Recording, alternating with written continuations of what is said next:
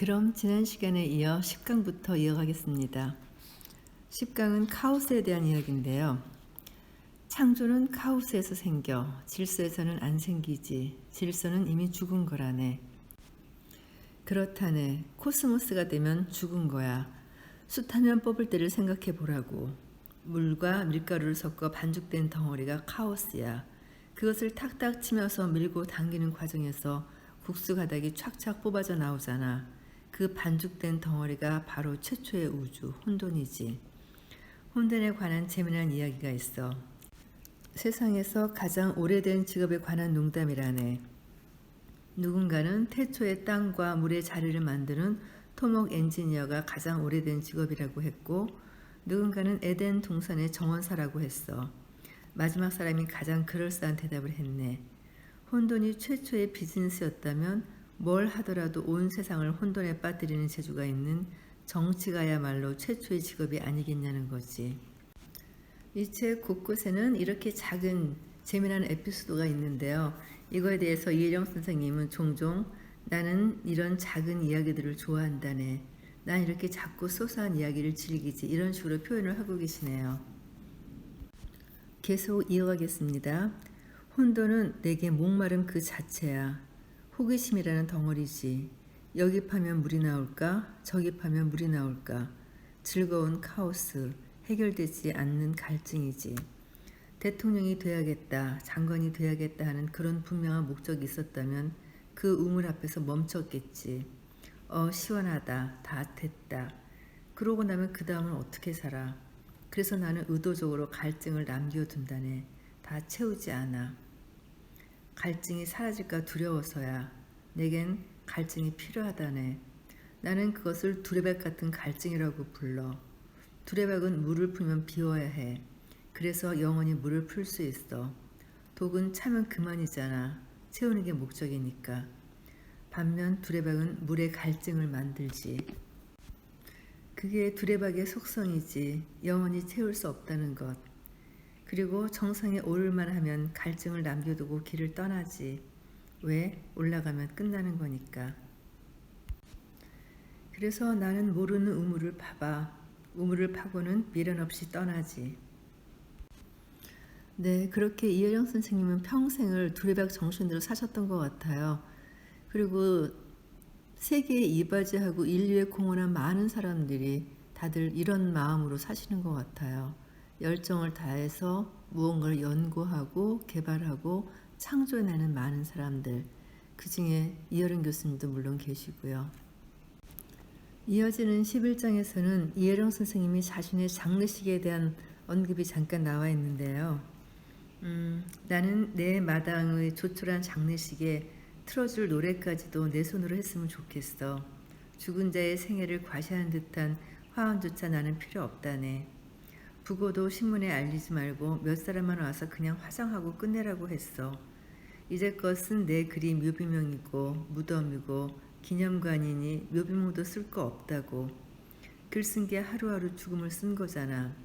아무리 잔문이라도 나는 늘 마지막을 썼어. 죽음이라는 건 없어지라고 있는 거야. 사라져 버리는 게 최고지. 늘 죽음을 생각하고 준비했던 사람들의 죽음에 대한 태도는 이렇게 담담한가요? 저는 영화 러브 액츄얼리에 나왔던 리암 니슨의 부인에 대한 장례식, 그게 굉장히 인상적이었어요. 장례식이 마치 작은 축제 같기도 하고 정말 죽은 자를 추억하는 그런 아름다운 자리였는데 그 사람의 어릴 때부터의 모든 영상들이 영화처럼 흘러가고요. 그를 사랑하는 사람들이 모여서 그를 추억하면서 정말 꽃 한 송이, 노래 한 곡 불러주는 그런 아름다운 장례식. 저는 그 영화의 장례식을 보고 제 장례식을 그렇게 꿈꿨답니다. 이어지는 선생님의 이야기는 죽음과 함께 영의 세계를 얘기하는데요. 신에 가장 가까운 자리가 영의 세계라네. 플라톤이 말하는 이데아, 영성, 해 같은 것, 태양 같은 것이지. 그래, 육체와는 다른 이데아의 세계, 신의 육성을 느낄 수 있는 자리. 이데아는 경험한 것이 아니라네. 저 세상에서부터 가지고 나온 것이지. 땅의 것이 아니고 하늘의 것이야. 땅은 동굴이야. 영의 세계를 굳이 비유하자면 태양이지. 영성이란 말이지 뭔가를 구하고 끝없이 탐하면 자기 능력을 초월하는 영감이라는 게 들어오는 거야. 이런 얘기하면 미쳤다고 할지 모르겠네만 책 쓰는데 영 글이 안 써지면 마감 직전에 아무 책이나 들춰보거든. 그런데 그 책의 그 페이지를 안 봤더라면 글이 다 틀어질 뻔한 경우가 참 많아. 그 책의 어떤 문장에서 막혔던 게 뻥 뚫리는 거지. 내 딸은 신의 목소리를 듣고 그 존재를 느꼈다네. 영적인 사람은 신을 보는 거야. 꿀벌이 적외선 자외선을 보듯이 나도 사람의 기운을 느끼고 있네. 아무리 날 반가워해도 말문이 딱 막히는 사람이 있고 초면인데도 중마고우처럼 말문이 터지는 사람이 있어. 마음을 투시하고 초자연적인 것을 느끼는 것은 모두 영적인 일이라고 나는 생각해. 내 딸 미나는 죽기 전에 정말 충만한 시간을 보냈다네. 1년간 한국에서 내 곁에서 가장 오래 머물렀지. 죽음에 맞서지 않고 행복하게 시간을 쓴 거야. 암에 걸렸어도 영적인 힘으로 그 아픈 사기가 지나 온몸에 암소패가 퍼졌는데도 2~3시간을 강연을 했지. 육체가 소멸하기 마지막까지 복음을 전했고 기도드리고 쓰러져서 대6시간 있다가 운명했다네. 나도 그래. 다 죽어가다가도 나 오늘 못해 하다가도 얘기 시작하면 샘물 터지듯 나오잖아. 그건 내 힘이 아니야. 글을 쓰다 보면 깜깜한 공백 속에서 도저히 풀리지 않다가 어느 순간 탁 빗줄기가 쏟아지는 경험을 하지. 빛이 물처럼 덮치듯 신도 그렇게 갑자기 우리에게 온다네. 하나님은 우리를 갑작스럽게 방문하시지. 사랑도 행복도 영성도 그렇게 갑작스럽게 우리를 덮치는 거라고 나는 느껴. 그때 준비가 되어 있다면 영적 판, 인화지가 있어서 셔터를 눌렀을 때 빛이 담기지. 종이 놓고 아무리 셔터 눌러봐야 거기에 뭐가 나와. 0.001초의 셔터를 끊어주는 그 짧은 순간에 감광지에 비치는 모습, 그게 영의 세계야. 순식간에 다른 세상을 보는 거지. 그런데 내 딸 미나처럼 하나님을 진실로 믿으면 영성의 세계에 들어가 거기서 머무는데 나는 미끄러져서 계속 땅에 떨어져.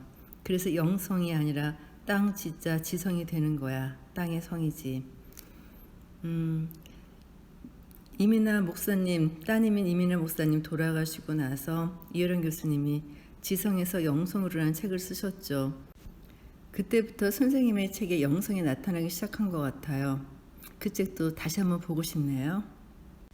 이어지는 12강에서도 영의 일을 이야기하시는데요.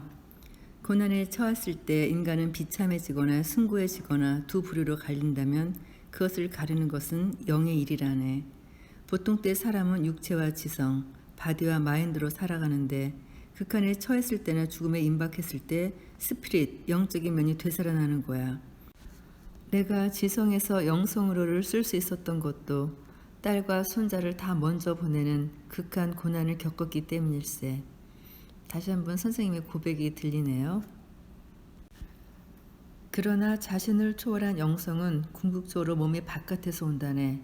사고의 바깥에 있지. 다른 세계야. 기도를 통과해서든 고통을 통과해서든 외부로부터 들어오는 힘이라는 거야. 그래서 누가 짐승이 되고 누가 촌이 될지 몰라. 예측할 수가 없네. 고난은 물론 신의 구제도 파도가 덮치고 빛이 쏟아지듯 갑자기 벌어지는 일이라고 했다. 이어지는 13장. 병환이 깊어질수록 선생님은 밤이나 낮이나 소파에 누워 지내는 시간이 길어졌다. 아직도 나는 스승이 진정 원했던 인터뷰가 무엇이었는지 모르겠다. 그는 나를 초대해 신들린 듯 이야기를 쏟아내고도 싶어 했고 방문을 닫은 채 혼자 있고 싶어 하기도 했다. 그리고 어릴 적 에피소드를 하나 들려주셨다. 형이 나에 대해 쓴 이야기가 있다네. 어린애가 진지한 표정으로 개구리들이 울 때마다 돌을 던지는 모습이 신기했다고 썼더라고. 어릴 때부터 이상한 행동을 많이 했다고 썼어. 그날도 네잎클로버 찾다 해가 져서 서둘렀는데 내가 쫓아오질 않더래. 미나리광 근처에서 꼼짝도 않고서는. 어렴풋이 기억이 나. 개구리들이 와글와글 합창하다가 내가 돌을 던지면 일제히 딱 멈춰. 그러면 나는 눈 감고 가만히 서 있었던 것 같아. 아무 소리도 없는 정적, 그 정적에 반한 거야. 합창하는 개구리에게 돌을 던지면 순식간에 고요해지거든. 그때 정막을 들었다네. 시골의 하늘은 맑고 밤의 모판에는 별빛이 내려앉아 논두렁 물에 하늘의 별이 비치는 거야. 별빛 뒤에 숨어서 울던 개구리들이 돌을 던지면 일제히 딱 멈추어서 귀가 멍멍할 정도의 침묵이 생겨났어. 평소에는 침묵이 안 들려. 그런데 개구리 울음소리와 소리 사이에 생기는 그 침묵만큼은 들을 수가 있어. 개굴개굴 울다가 돌을 던지면 면도날로 자르듯 생겨난 그 침묵은 참으로 신비로웠다네. 내가 88 올림픽 때 수십억 지구인들에게 들려준 것도 바로 그 침묵의 소리야. 끈가리치고 수천 명이 돌아다니던 운동장에 모든 소리가 딱 끊어지고 어린애 하나가 나올 때 사람들은 듣고 본 거야. 귀가 멍멍한 침묵과 흥댕그레한 빈 광장을. 그게 얼마나 강력한 이미지였으면 그 많은 돈 들여서 한 공연은 하나도 기억 안 나고 시끄럽던 운동장이 조용해지고 소년이 굴리던 굴렁쇠만 기억들을 하겠나. 그게 어린 시절 미나리광에서 돌 던지며 듣던 정적에서 나온 이미지라네. 우리가 죽음을 의식한다는 것도 바로 그런 거라네. 시끄럽게 뛰어다니고 바쁘게 무리지어 다니다 어느 순간 딱 필름이 끊기듯 정지되는 순간 죽음을 느끼는 거야. 정적이 바로 작은 죽음이지. 우리가 매일 자는 잠도 작은 죽음이거든. 지혜를 갖는다는 게 얼마나 슬픈가 말이야. 다른 생명체는 죽어도 자기 죽음이 갖는 의미를 몰라. 신은 안 죽지. 그런데 인간은 죽는 것의 의미를 아는 동물이야. 신과 동물이 함께 있으니 비극이지. 지혜가 있으면 죽지 말아야지. 지혜가 없으면 죽음을 모르니 그냥 살아. 신과 생물의 중간자로 인간이 있기에 인간은 슬픈 존재고 교만한 존재지. 양극을 갖고 있기에 모순을 안고 살아갈 수밖에 없어. 이어지는 14강에서는 계절이 바뀌었네요. 또 한 번의 봄. 그 사이 봄이 왔다. 3월이면 내가 없을 거라던 선생님의 말은 봄눈처럼 녹아내리고 어느새 또 한 번의 진달래와 개나리가 지천을 덮었다. 앞서 선생님은 자연계, 법계, 기호계를 아주 쉽게 설명하셨다. 이번 장에서는 돈의 길, 피의 길, 언어의 길에 대해서 말씀하셨는데 역시 명료한 해석이다. 인간이 발견한 것 가운데 가장 기가 막힌 것이 돈이라네. 인간은 절대 혼자 살 수 없기 때문에 반드시 교환을 하며 살아가지. 우리가 숨쉬는 것도 식물과의 교환이야. 우리는 탄소를 내뱉고 식물은 산소를 내뱉지.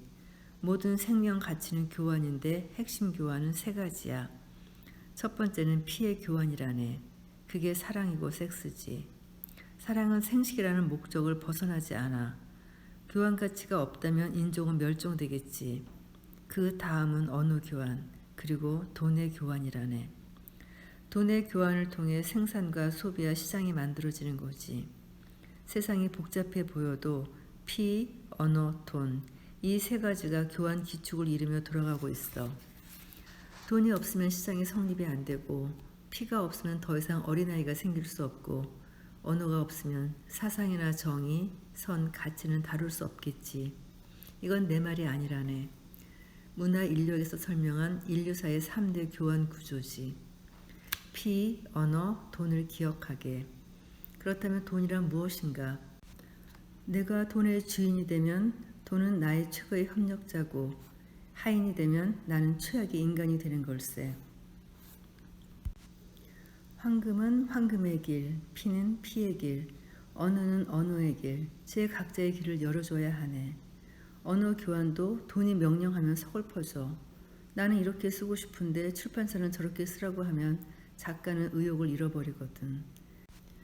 이수일과 심순애를 봐. 나는 얘를 좋아하는데 돈 때문에 다른 놈한테 팔려고 하는 일이 생기는 거야. 돈의 비극이 딴 게 아니야. 돈의 교환 가치가 언어의 교환 가치, 피의 교환 가치를 침입할 때 이 3대 평행선이 부딪혀 충돌할 때 비극이 생기는 거야. 황금 보기를 돌같이 하라고 가르치지 말고 황금은 황금으로 보고 돈은 돈으로 보고 사람은 사람으로 보라고 가르쳐야지. 봄에서 초여름으로 계절은 이음새도 없이 넘어갔다. 15강이네요. 변화가 빠르고 깊을수록 사람들은 일찍부터 디지로그와 생명 자본을 이야기했던 이혜령 선생의 지혜를 원했다. 그는 여전히 세상 돌아가는 일에 관심이 많았다. 나는 항상 언어로 시대를 예지해왔네. 언어를 파고들면 다 그 안에 있어. 그런데 아쉽게도 디지털 아날로그라는 말도 그 계통을 제대로 이해해서 쓰는 사람이 없다네. 이번 기회에 정확히 설명해 주겠네. 여기 뱀 한 마리가 있다고 치세. 어디서부터가 꼬리인가? 뱀은 전체가 꼬리야. 연속체지. 그게 아날로그일세. 디지털은 도마뱀이야. 도마뱀은 꼬리를 끊고 도망가. 정확히 꼬리에 경계가 있어. 셀 수 있게 분할이 되어 있으면 그게 디지털이야. 아날로그는 연속된 흐름 파장이야. 반면 디지털은 계량화된 수치, 입자라네. 이 우주는 디지털과 아날로그, 즉 입자와 파장으로 구성되어 있어. 더 쉽게 얘기해 볼까? 산 동네 위의 집이라도 올라가는 방법이 다르지. 언덕으로 올라가면 동선이 쭉 이어져서 흐르니 그건 아날로그야. 계단으로 올라가면 정확한 계단의 숫자가 나오니 그건 디지털이네. 만약 언덕과 계단이 동시에 있다면 그게 디지로그야. 누이 좋고 매부 좋고라는 말이 있지. 뽕도 따고 님도 보고. 이거 제일 잘하는 사람들이 한국인이야. 이것도 하고 저것도 하는 거지. 외국인들은 디지털이면 디지털, 아날로그면 아날로그 그 경계가 뚜렷해. 그런 이원론으로 과학과 합리주의를 만들고 매뉴얼과 원칙을 만들어 세계를 리드했지. 하지만 한국인은 정량적인 것과 정성적인 것, 원칙과 직관을 융합해버려. 그래서 조직도 오거나이즈가 잘 되는 시스템보다 비상시에 만드는 임시 조직이 더 잘 굴러가. 우리말에 버려두라는 말이 있지. 버리는 것과 두는 것의 중간이야. 그런데 버려두면 김치가 묵은지 되고 누룽지가 숭늉이 되잖아. 버리지 말고 버려두면 부풀고 발효가 돼. 생명의 흐름대로 순리에 맞게 생명 자본으로 가게 된다네. 그게 살아있는 것들의 힘이야. 버리는 건 쓸모없다고 부정하는 거잖아. 버려두는 건 그 흐름대로 그냥 두는 거야. 코로나까지도 버려두면 백신이 되는 거야. 재생이 되는 거라고. 그게 생명이 자본이 되는 원리야. 디지털과 아날로그가 공존하는 힘이지. 이런 명쾌한 해석이 가장 이혜령 선생님다운 글인 것 같아요. 이제 마지막 강의네요. 작별 인사. 인터뷰를 위해 선생을 뵙는 마지막 날이었다. 사진작가 김용우가 이혜령 선생님을 간절히 찍고 싶어 했기에 사전에 양해를 드리고 평창동을 방문했다. 이혜령 선생님은 만반의 채비를 갖추고 우리를 기다리고 있었다. 아래 위로 정갈한 재색 수트 차림이었다. 사진 작가의 요청에 따라 검은 터틀넥으로 갈아입은 그가 조명기 아래 섰다. 이 구절을 읽고 나니까 표지 사진이 그때 찍은 사진인가 봐요. 수척하지만 품이 있고 커다란 귀 그리고 날렵한 콧날이 그대로 남아있고요. 특히 손이 굉장히 보기 좋으시네요. 사진을 본 이혜령 선생님의 반응은 이렇습니다. 진짜 내 모습은 코만 남았네. 늙어서 눈은 다 죽고 코만 살았어. 그래도 손이 마음에 들어. 손이 꼭 날개 같구만. 저도 이 사진에서 가장 눈에 띄는 부분이 손이었거든요. 손이 이야기를 하고 있는 듯한 모습이었어요. 아무튼 이혜령 선생님도 이 사진이 굉장히 마음에 드셨었나 봅니다. 마지막 만남이니만큼 아쉬운 질문들이 있었는데요. 특히 보고 싶은 사람 있으세요라는 질문에 보고 싶은 사람들이야 많았지. 특히 홀로 타국에 떨어져 있을 때의 그리움이야 말로 무엇하겠나. 분명하게 기억하고 싶은 건 왜 보고 싶어 했을까. 그 순간의 절실한 감정이라네. 간절히 그리워하다가도 화상전화나 줌 같은 것으로 보면 그 절실함과 반가움에 비례하지는 않아. 왜 그렇게 보고 싶어 했겠나. 그 순간 볼 수 없기 때문이지.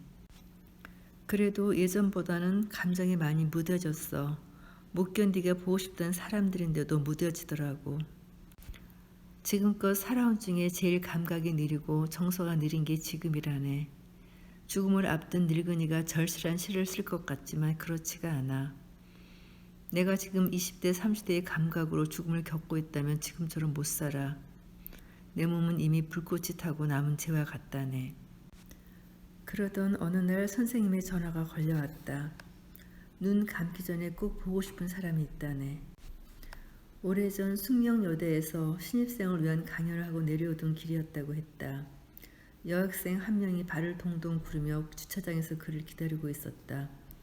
나한테 꼭 할 말이 있다는 거야. 눈물이 그렁그렁해서 그러더군. 선생님 돌아가시면 안 돼요. 생뚱맞은 말에 나는 몹시 당황했네. 그래서 그만 차갑게 툭 던지고 말았지. 그게 뭔 소린가. 죽고 사는 문제를 어떻게 내 맘대로 하나. 그 여학생은 손등으로 눈물을 훔치면서 슬퍼하며 돌아갔네. 선생님 그래도 돌아가시면 안 돼요 하면서. 얼마 전에 그날의 일들이 떠올랐어. 그때 그렇게 매정하게 떠나는 게 아니었다고. 30분 넘게 추위에 덜덜 떨며 당신을 기다리던 그 아이에게 이 말을 했어야 했다고. 걱정하지 마. 나 절대로 안 죽어. 그러면 그 아이는 얼었던 두 손을 비비며 너무 기뻐하겠지. 그 순간 주차장의 자동차들은 팡파르처럼 경적을 울릴 거야. 죽음을 이긴 승리의 트럼펫이 울리는 거야.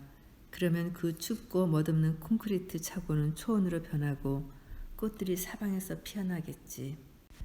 만개한 꽃을 바라보듯 그가 웃으며 독백처럼 말을 마쳤을 때 내 두 뺨위로 눈물이 흘러내렸다. 책상 앞 통일이 너머로 6월의 장미꽃 몇 송이가 바람에 산들거렸다. 마지막까지 스승이었던 분. 내가 영화 감독이라면 엔드마크 대신 장미꽃 한 송이를 올려놓겠다던 그의 말이 그렇게 실현되었다. 그리고 22년 2월 선생님은 돌아가셨죠.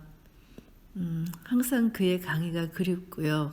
그의 생각이 궁금해질 거예요. 그럴 때마다 이 녹음을 꺼내 듣겠습니다. 감사합니다.